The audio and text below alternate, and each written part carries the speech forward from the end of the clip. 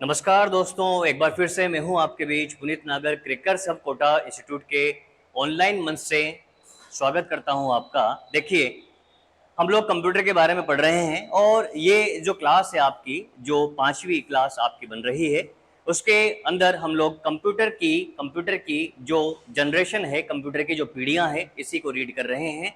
और कंप्यूटर की जो जनरेशन है, इसका एक वीडियो हम लोग पहला देख चुके हैं और ये दूसरा वीडियो है। मैंने कहा था आपको कि हम लोग ज्यादा क्लासों को बड़ी बड़ी नहीं करते हुए आधे घंटे या 45 मिनट की क्लास को लेके चलेंगे और डेली के डेली आप लोग इसको रीड करते रहेंगे और आप अपनी तैयारी को बेहतर बनाते रहेंगे। तो इसी सिलसिले में मैं आगे बढ़ रहा हूं, कंप्यूटर की जनरेशन का पार्ट नंबर 2 लेकर आपके सामने हाजिर हूं। इससे पहले हम लोग बात कर चुके हैं कंप्यूटर के बारे में, इंट्रोडक्शन के बारे में बात कर चुके हैं। दूसरी चीज हम लोग बात कर चुके हैं कैरेक्टरिस्टिक के बारे में। तीसरी चीज हम लोग बात कर चुके हैं हिस्ट्री के बारे में। और चौथी बात हमने करी थी कंप्यूटर जनरेशन, और ये आज आपकी 5वीं क्लास है। रेगुलर बने रहिएगा मेरे साथ, कंप्यूटर पूरा कराने की जिम्मेदारी मैं लेता हूँ। देखिए क्या है, क्वेश्चन आपको दिख रहा है, एमसीक्यू जरूर है लेकिन आपका प्रॉपर यहां से कवर होता रहेगा। क्लियर? देखिए, एकीकृत परिपथ, एकीकृत परिपथ की बात चल रही है मेरे प्यारे दोस्तों। एकीकृत परिपथ जो कि हमारे इंटीग्रेटेड सर्किट होता है के संबंध में VLSI का पूर्ण रूप क्या है। दोस्तों, कल की क्लास में क्वेश्चन आया था, उसमें यह लिखा गया था कि माइक्रो प्रोसेसर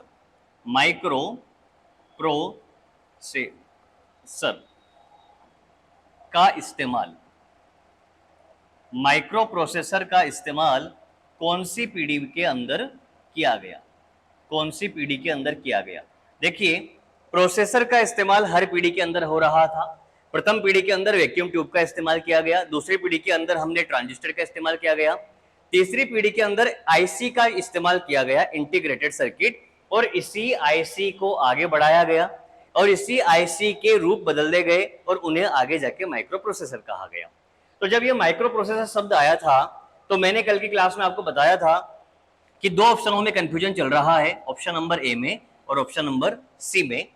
कि ऑप्शन नंबर ए के अंदर, सॉरी ए या सी जो भी था, वहां पर देख लेना आप कि थर्ड पीढ़ी और फोर्थ पीढ़ी, तो वहां पर मैंने आपको थर्ड पीढ़ी बताया है क्या, माइक्रो प्रोसेसर। लेकिन ये देखिए, ध्यान दीजिए, हम थोड़ी सी अपनी भूल सुधार रहे हैं। माइक्रो जो शब्द आ गया ना, है तो ये भी इंटीग्रेटेड सर्किट चिप ही, लेकिन अगर आईसी के बारे में पूछे तो ही आपको तीसरी पीढ़ी बताना है। अगर माइक्रो प्रोसेसर पूछता है तो आप थर्ड पीढ़ी नहीं फोर्थ पीढ़ी बताएंगे। तो आप इसको क्लियर कर लीजिएगा, करेक्शन कर लीजिएगा, कहीं पर गलती नहीं करनी है। एग्जाम में पूछा गया क्वेश्चन है, दूसरी बार अगर कोई कभी क्वेश्चन आए तो याद रखिए माइक्रो प्रोसेसर फोर्थ पीढ़ी की बात चल रहा है। देखिए, बात करते हैं VLSI। अब देखिए, चिप तो वही है ना, आईसी, लेकिन इस पे क्या हो गया, वेरी लार्ज स्केल इंटीग्रेशन, यानी बहुत बड़ी मात्रा में हमने जो कंपोनेंट्स इस्तेमाल होते हैं, ट्रांजिस्टर, रजिस्टर, कैपेसिटर वगैरह, सबका एक लार्ज अमाउंट में यूज किया गया। और VLSI का जो यूज किया गया था वो कौन सी पीढ़ी के अंदर किया गया था, ये हमने यूज किया था फोर्थ जनरेशन के अंदर। तो आपसे पूछा है कि इसका पूर्ण रूप क्या है, तो very large scale, very large scale integration, varied large गलत हो गया, वेरिड लार्ज गलत हो गया, वेरी लार्ज स्केल इंटरफेस गलत हो गया। क्या है, very large scale integration. Option number B आपका आंसर बनेगा। बात आपको समझ में आई? चलिए अगली बात करता हूं। अगला क्वेश्चन क्या आ रहा है, देखिए, डेटा प्रसंस्करण क्षमता यानी डेटा प्रोसेसिंग पावर। अब डेटा प्रोसेसिंग पावर के आधार पर आपसे पूछा है कि निम्नलिखित में से कौन सा विकल्प अलग अलग कंप्यूटर पीढ़ियों का सही क्रम देता है। तो आप लोग ये समझिए कि पहले क्या था, पहले के समय में कंप्यूटर यूज हुआ, उसकी प्रोसेसिंग क्षमता कम थी। आज के समय में जो कंप्यूटर यूज हो रहा है उसकी प्रोसेसिंग क्षमता बहुत अधिक है। यानी पहले की जो पीढ़ी थी उसमें कमी थी, उसके बाद बढ़ती गई, क्षमता बढ़ती गई, यानी कैपेसिटी हम लोग बढ़ाते गए और आकार को हम लोग घटाते गए। तो यहाँ पर क्या हो रहा है, डेटा प्रसंस्करण यानी data processing power, data processing की जो स्पीड है उसके आधार पर हमें बताना है। तो आप बताइए, 5वीं पीढ़ी का जो कंप्यूटर होगा जो कि लेटेस्ट है, उसकी पावर सबसे ज्यादा होगी, यानी 5वीं पीढ़ी। तो क्या लिख रहा है, चलो यहाँ पर 4 पीढ़ियों की बात की गई है, 5 पीढ़ी की बात नहीं गई कि, तो चौथी पीढ़ी जिसके अंदर पहला, तो ये तो गलत हो गया। ये भी गलत हो गया।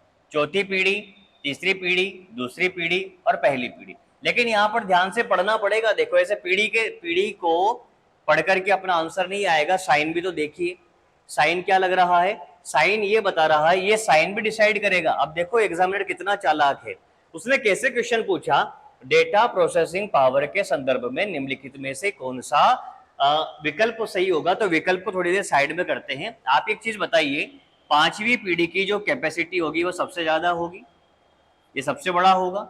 उसके बाद कौन होगा, फोर्थ पीढ़ी सबसे बड़ा होगा। उसके बाद कौन सी पीढ़ी होगा, उसके बाद जो रहा होगा वो कौन सी पीढ़ी रहा होगा, थर्ड जनरेशन रहा होगा। उसके बाद कौन सा जनरेशन, सेकंड जनरेशन। और सबसे कम जो क्षमता रही होगी वो फर्स्ट जनरेशन की रही होगी। ठीक है, बच्चे के दिमाग में तो यही बात रहेगी ना, पांचवी पीढ़ी, चौथी पीढ़ी, तीसरी, वो किसको देखेगा। चलो यहाँ पांचवा नहीं है ना, तो थोड़ी देर के लिए साइड कर दूं मैं इसको। वो क्या देखेगा, वो देखेगा चौथी, तीसरी, दूसरी, पहली। चौथी, तीसरी, दूसरी, पहली, इसको लगा देगा। और एग्जामिनर की चालाकी देख मेरे भाई, क्या दे रखा है, ये साइन। इस साइन का मतलब क्या है, इस साइन का मतलब है चौथी पीढ़ी सबसे कम, इससे ज्यादा कैपेसिटी किसकी, तीसरी की, समझो। फिर इससे ज्यादा कैपेसिटी किसकी, दूसरी की। सबसे ज्यादा कैपेसिटी किसकी बता रखी है, पहली की। अब एक चीज आप खुद बताइए, क्या ये क्रम बिल्कुल सही है क्या, नहीं, बिल्कुल गलत है। क्या होना चाहिए, जो आपका पहली पीढ़ी है उसकी तरफ बंद मुंह होना चाहिए। पहली पीढ़ी की तरफ बंद मुंह है, बिल्कुल है। लेकिन यहां से तीसरी पीढ़ी आ गया, पहली के बाद दूसरी आता है, तो ये भी गलत हो गया।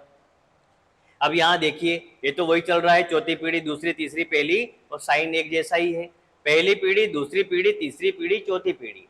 अब देखिए पहली पीढ़ी, यानी पहली पीढ़ी का जो होगा सबसे कम होगा, दूसरी पीढ़ी की उससे ज्यादा होगी, तीसरी पीढ़ी की उससे ज्यादा होगी, और चौथी पीढ़ी की उससे ज्यादा होगी। तो सर्वाधिक कैपेसिटी यह रहेगी हमारे, इस तरह का क्रम रहेगा कि सबसे ज्यादा चौथी पीढ़ी की, सबसे बड़ा, उससे छोटा तीसरा, उससे छोटा दूसरा, सबसे छोटा पहला।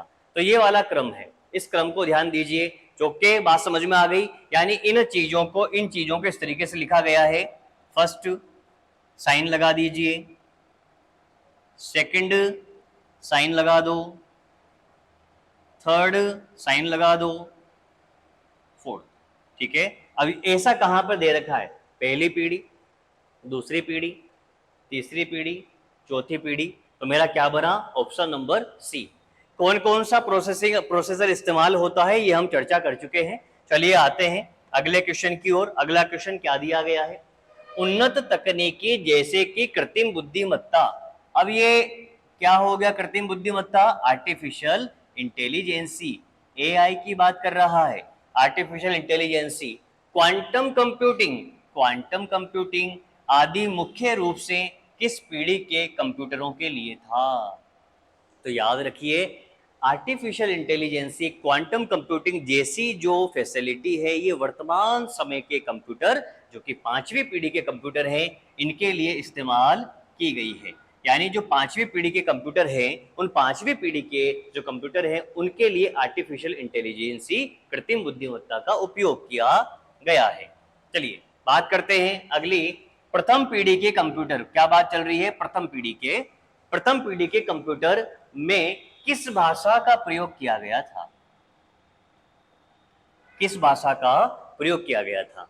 बात को ध्यान से समझिए। कंप्यूटर जो होता है वो, उसको निर्देश दिए जाते हैं, समझना बात को, निर्देश दिए जाते हैं, और वो जो निर्देश होता है उनको समझता है और उसके आधार पर कोई काम करके हमें देता है। अब थोड़ा ध्यान दीजिए, निर्देश, इंस्ट्रक्शन, और जो ये इंस्ट्रक्शन होते हैं जो हम लोग कंप्यूटर को देते हैं, वो कंप्यूटर के अंदर प्रोग्राम कहलाते हैं, और प्रोग्राम किसी ना किसी भाषा में लिखे जाते हैं। तो एक बात आपको समझ में आई, एक नया शब्द मिला आपको, प्रोग्राम। प्रोग्राम क्या होता है, सेट ऑफ इंस्ट्रक्शन होता है। क्या होता है, सेट ऑफ इंस्ट्रक्शन होता है। थोड़ी बात आ गई है इसलिए मैं बता रहा हूं यहाँ पे, कभी कभी पूछा जाए आपसे कि कंप्यूटर को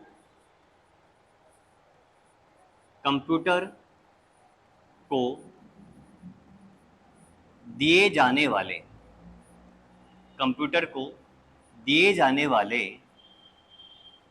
निर्देशों को क्या कहते हैं, निर्देशों को इंस्ट्रक्शन कहा जाता है। ठीक है, वही इंग्लिश वर्ड हो गया, इंस्ट्रक्शन होता है। फिर सेट ऑफ इंस्ट्रक्शन यानी बहुत सारे इंस्ट्रक्शंस का कलेक्शन जो होता है, set of instructions, set of instructions are called program. तो सेट ऑफ इंस्ट्रक्शन को क्या कहा जाता है? प्रोग्राम कहा जाता है। तो सेट ऑफ इंस्ट्रक्शन जो होते हैं ये प्रोग्राम कहलाते हैं। प्रोग्राम जो होते हैं इन्हें लैंग्वेज में लिखा जाता है, किसी ना किसी भाषा में लिखा जाता है। तो जिस भाषा में लिखा जाता है उसी भाषा के बारे में ये बात कर रहा है कि किस भाषा का उपयोग किया गया था। तो हम लोग बात करते हैं आखिरकार कंप्यूटर किस भाषा को समझता है। देखिए, पहले जो कंप्यूटर इस्तेमाल होने लगे, पहले जो कंप्यूटर इस्तेमाल होने लगे थे, ENIAC वगैरह जो कंप्यूटर इस्तेमाल होते थे, मैंने क्या बताया था? सबसे पहले एक कंप्यूटर आपका इस्तेमाल होता था जिसका नाम क्या था? ENIAC था। इसमें कौन सी भाषा का इस्तेमाल किया गया था? ये बहुत डीप बात बता रहा हूं मैं, डेसिमल का। ठीक है, लेकिन उसके बाद एक कंप्यूटर आया एडवेक। ठीक है, एडवेक आया, इसके अंदर हमने किसका इस्तेमाल किया? बाइनरी का, बाइनरी लैंग्वेज का इस्तेमाल किया गया। अब बात समझिए कि हमारा जो कंप्यूटर है, हमारा कंप्यूटर बाइनरी समझता है। बाइनरी का मतलब होता है 0 और 1, यानी आप कंप्यूटर को कुछ भी बात कहते हैं, ये सीधे सीधे जैसे मैं आपसे बात कर रहा हूं तो ये बात नहीं समझता। कंप्यूटर हर चीज को हर इंस्ट्रक्शन को 0 और 1 की फॉर्मेट में समझता है। तो कंप्यूटर पर काम करने के लिए, कंप्यूटर पे काम करने के लिए जो कंप्यूटर के प्रोग्राम बनाए जाते हैं, अब जो प्रोग्राम बनाए जाते हैं सबसे पहले कंप्यूटर जिस भाषा को समझता था उसी में प्रोग्राम बनते थे। तो कंप्यूटर जो थे वो मशीन भाषा में बनते थे प्रथम पीढ़ी में। तो पहली पीढ़ी की जो भाषा थी वो कौन सी थी? मशीन भाषा थी, मशीन लैंग्वेज थी पहली पीढ़ी की। धीरे धीरे क्या हुआ? धीरे धीरे लैंग्वेज का विकास होता गया। पहले मशीन भाषा आई, फिर बेसिक आई, पास्कल आई, फॉर्चन आई, इस तरीके से अलग अलग भाषाएं आई, सी आई, C++ आई, जावा आई, और आजकल बहुत प्रकार की हाई स्तरीय लैंग्वेज आप लोग समझते हैं, तो जिन्हें हम लोग समझ पाते हैं और हम समझ लेते हैं और उसको ट्रांसलेट करा के कंप्यूटर को मशीन भाषा में कन्वर्ट करा दिया जाता है। आजकल बहुत सारी टेक्नोलॉजी है। आप केवल इतना समझिए कि पहले कंप्यूटर जिस भाषा को समझता था उसी भाषा में प्रोग्राम बनते थे। तो पहली पीढ़ी किससे रिलेटेड है? मशीन लैंग्वेज से रिलेटेड है, मशीन भाषा से रिलेटेड है। असेंबली भी एक प्रकार की भाषा होती है। और जो सिंबॉलिक लैंग्वेज है, ये जो असेंबली है ना, असेंबली भाषा और सिंबॉलिक लैंग्वेज, ये सेकंड पीढ़ी के अंदर स्टार्ट हुई थी। कौन सी पीढ़ी के अंदर? सेकंड पीढ़ी के अंदर स्टार्ट हुई थी असेंबली भाषा व सिंबॉलिक लैंग्वेज। उसके बाद हो गया, उसके बाद एक भाषा आती है बेसिक व पास्कल। बेसिक व पास्कल, ये जो बेसिक व पास्कल लैंग्वेज है ना, ये कौन सी पीढ़ी के अंदर आई थी? थर्ड पीढ़ी के अंदर। ध्यान दीजिए, मैं कंप्यूटर की जनरेशन की बात कर रहा हूं, ना कि लैंग्वेज की पीढ़ियों की। मतलब प्रथम पीढ़ी के कंप्यूटर के अंदर मशीन भाषा का इस्तेमाल किया गया, दूसरी पीढ़ी के अंतर्गत असेंबली व सिंबॉलिक लैंग्वेज का इस्तेमाल किया गया, तीसरी पीढ़ी के अंदर बेसिक व पास्कल का इस्तेमाल किया गया, और जो जहां से आपसे क्वेश्चन पूछता है चौथी पीढ़ी यानी फोर्थ पीढ़ी के अंदर सी लैंग्वेज, C++ और ये SQL लैंग्वेज इत्यादि लैंग्वेज का जो इस्तेमाल किया गया था, ये फोर्थ पीढ़ी के अंदर किया गया था। फोर्थ पीढ़ी के अंदर किया गया था। आपसे क्वेश्चन पूछता है सी लैंग्वेज का इस्तेमाल कौन सी पीढ़ी के अंदर हुआ था? फोर्थ पीढ़ी के अंदर हुआ था। कल की क्लास में आपने एक क्वेश्चन देखा था, SQL कौन सी जनरेशन की लैंग्वेज है? थर्ड जनरेशन की लैंग्वेज है, लेकिन कंप्यूटर की चौथी जनरेशन में इस्तेमाल हुई है। ठीक है ना, लैंग्वेज की जनरेशन में थर्ड जनरेशन की लैंग्वेज है, लेकिन जो इसका इस्तेमाल किया गया है वो कंप्यूटर की पीढ़ियों की चौथी जनरेशन जब आई उसमें SQL का इस्तेमाल हुआ। देखिए आगे बढ़िए, प्रथम पीढ़ी की बात कर रहा हूं। प्रथम पीढ़ी के कंप्यूटरों में मेमोरी के रूप में किसका इस्तेमाल किया गया था?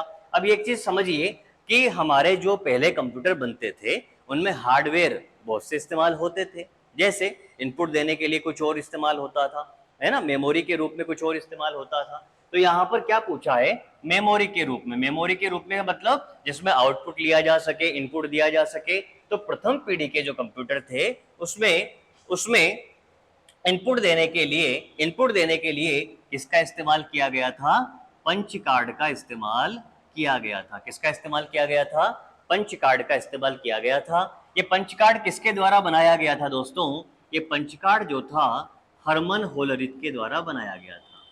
और इन्होंने ये पहले ही बना दिया था भैया, हरमन होलरिथ के द्वारा बनाया गया था।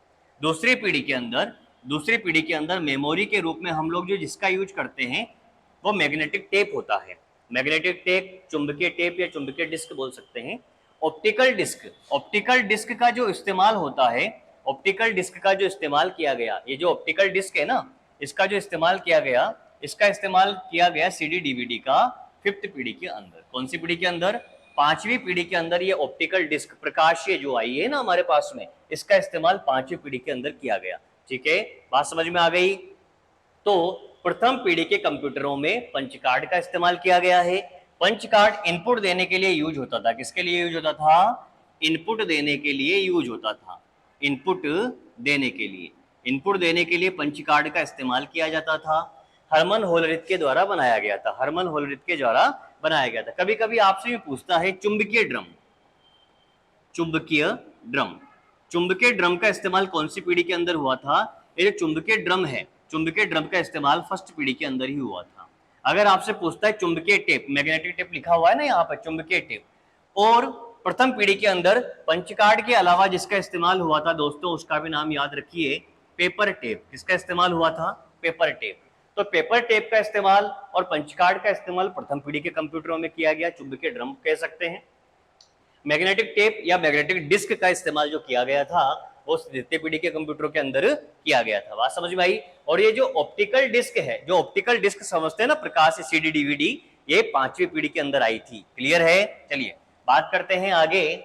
सॉफ्टवेयर तथा हार्डवेयर का अलग अलग मिलना कौन सी पीढ़ी में शुरू हुआ था। आप एक बात समझिए, पहले क्या होता था कि पहले कंप्यूटर बनता था। कंप्यूटर मतलब जो गणना कर सके, यूजर से इनपुट ले सके, आउटपुट प्रोड्यूस कर सके। कंप्यूटर के बेसिक बुनियादी कार्य मैंने बताए थे।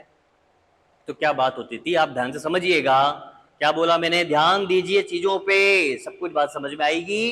कि प्रथम बार सॉफ्टवेयर व हार्डवेयर अलग अलग मिलना, यानी दोनों एक साथ मिलते थे।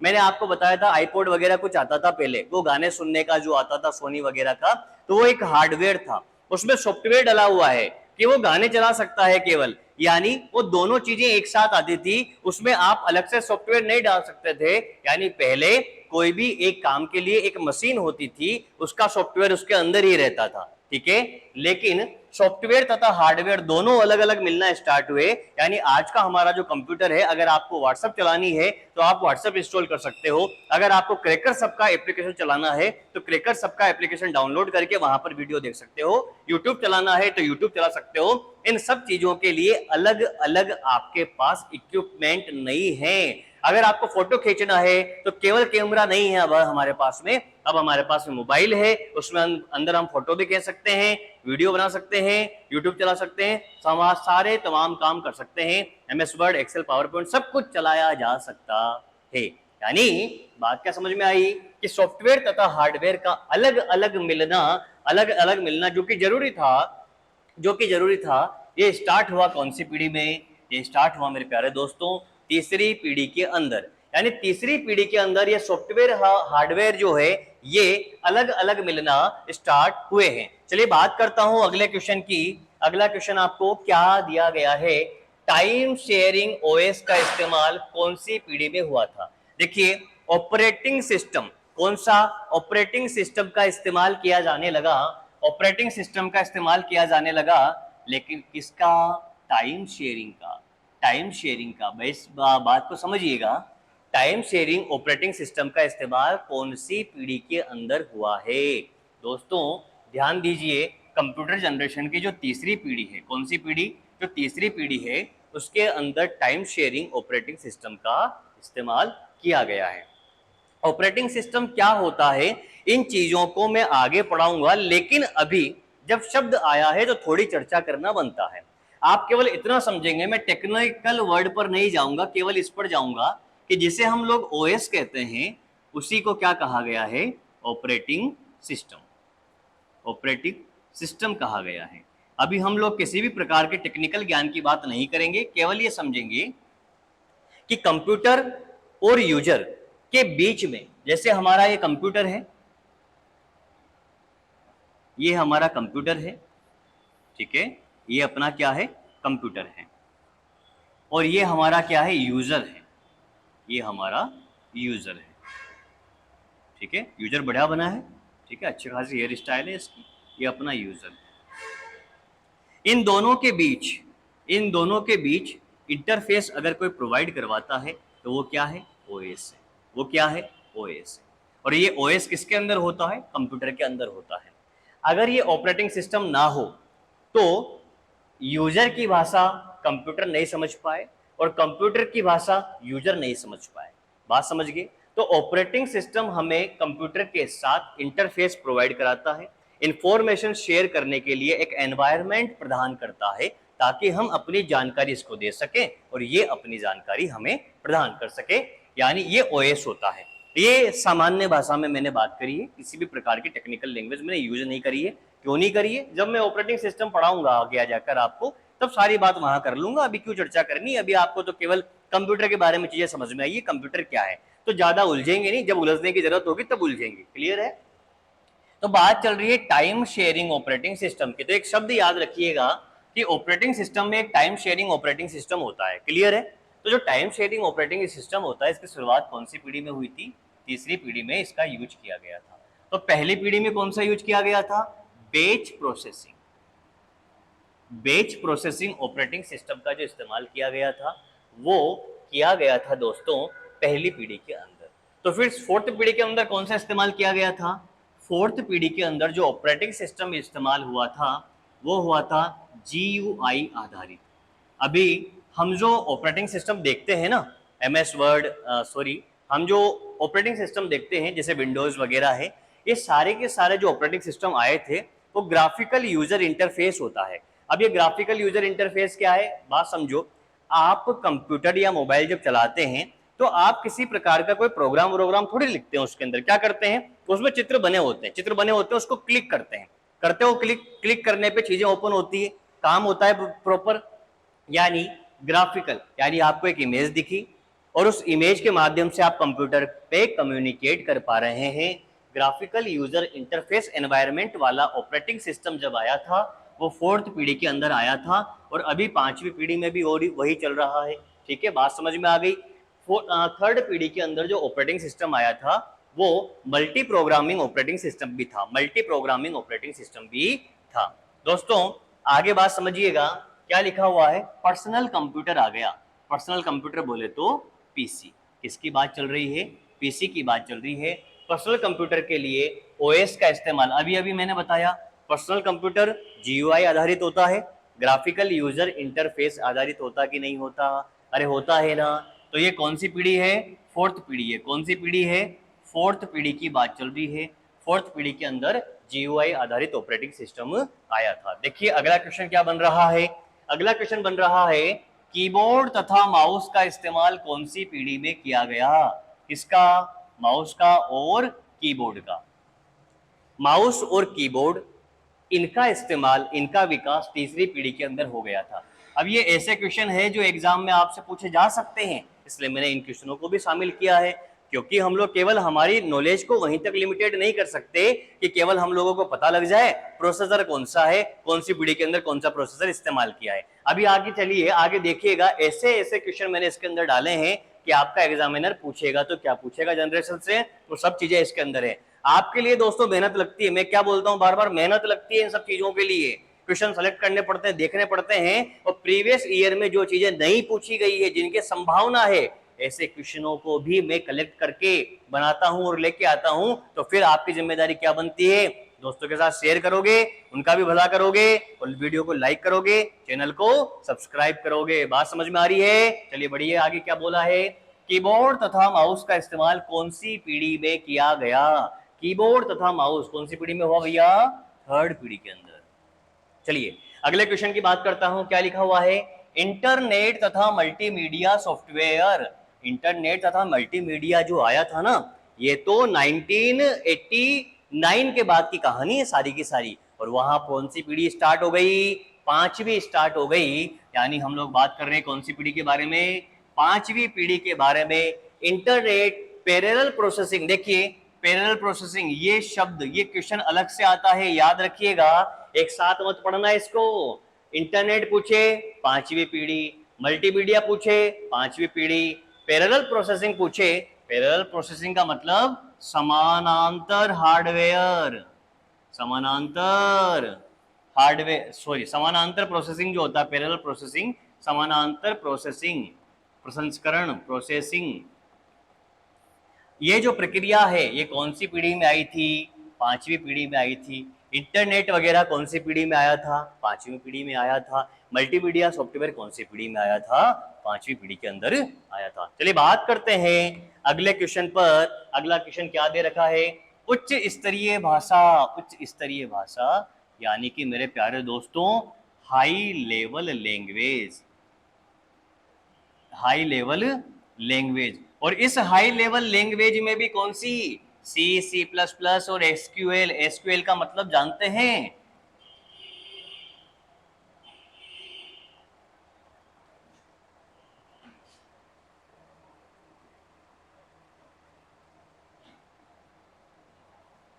ये होता है, क्या होता है, स्ट्रक्चर्ड क्वेरी लैंग्वेज होता है। यानी स्ट्रक्चर्ड क्वेरी लैंग्वेज है, एक प्रकार की क्वेरी लैंग्वेज है, डेटाबेस में इसका इस्तेमाल किया जाता है। अब फिर आप कहेंगे सर फिर आपने नया शब्द यूज कर लिया, डेटाबेस। अरे एक वीडियो और आएगा, आप टेंशन मत लो। कंप्यूटर की टर्मिनोलॉजी, जब आगे बढ़ेंगे ना तो कंप्यूटर में यूज होने वाले टर्म्स क्या है, क्लाइंट क्या है, सर्वर क्या है, इनपुट डिवाइस क्या है, आउटपुट डिवाइस क्या है, इन सब चीजों को एक साथ टर्म्स के अंदर पढ़ लेंगे हम लोग, आप चिंता मत करिए। तो क्या है कि उच्च स्तरीय भाषा, हाई लेवल लैंग्वेज, और उसमें भी कौन सी लैंग्वेज, सी और सी प्लस प्लस। यानी ये जो लैंग्वेज आई ये कौन सी पीढ़ी के अंदर आई, कंप्यूटर की फोर्थ पीढ़ी के अंदर इनका इस्तेमाल किया गया है। प्यारे दोस्तों अगले क्वेश्चन पर आते हैं, क्या दे रखा है, अब सुनिए। अब यहां से जो ये क्वेश्चन है, इनके जो ये कंप्यूटर्स के नाम हैं, ये सारे नाम रट लेना, अच्छे से याद कर लेना, ठीक है, इन्हें एक चार्ट पर बना लेना। पहली पीढ़ी के क्वेश्चन पूछ रहा है आजकल, आजकल ऐसे क्वेश्चन पूछे जा रहे हैं। कुछ कुछ एग्जामों में कुछ कुछ दिए थे, मैंने सारी टेबल बना दी। टेबल बनाने का मतलब क्वेश्चन बना दिया, आप घर पे टेबल बना लेंगे इसकी। क्या बनाएंगे, प्रथम पीढ़ी के कंप्यूटर, प्रथम पीढ़ी के कंप्यूटर इनिएक था, बिल्कुल है, यूनिवेक है, बिल्कुल है, एडवेक है, बिल्कुल है, एडसेक है, बिल्कुल है, IBM 701, IBM 650 और मार्क फर्स्ट, ये सारे के सारे कंप्यूटर प्रथम पीढ़ी के कंप्यूटर हैं। याद रखेंगे आप लोग, IBM के बारे में बताया था, इंटरनेशनल बिजनेस मशीन है। एडवेक की फुल फॉर्म बताई थी, electronic discrete variable automatic computer. और एडसेक की फुल फॉर्म होती है electronic delay storage automatic calculator. कभी कभी कैलकुलेटर भी आता है, कभी कंप्यूटर भी आता है, ठीक है। इनिएक का मतलब क्या होता है, electronic numerical integrated automatic computer होता है। और यूनिवेक का मतलब होता है यूनिवर्सल ऑटोमेटिक कंप्यूटर होता है। ये सारी फुल फॉर्म मैं आपको पहले ही बता चुका हूं, तो आप पहले के वीडियो पे जाकर देख सकते हैं, लेकिन एक बार मैं आपके लिए लिख भी देता हूं कि इनिएक का मतलब क्या है। इनिएक का मतलब क्या होता है दोस्तों, electronic electronic numerical electronic numerical integrator computer.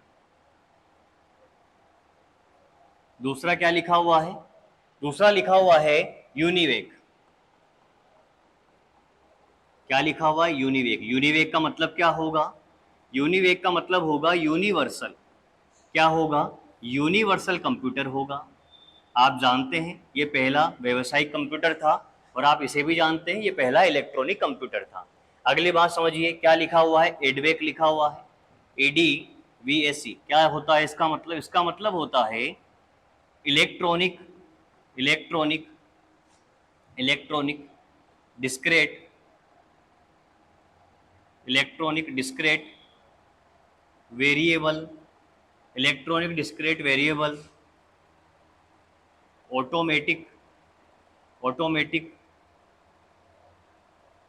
Computer होता है। ठीक है, उसके बाद क्या दे रखा है, एडसेक दे रखा है, क्या होगा, इलेक्ट्रॉनिक डिले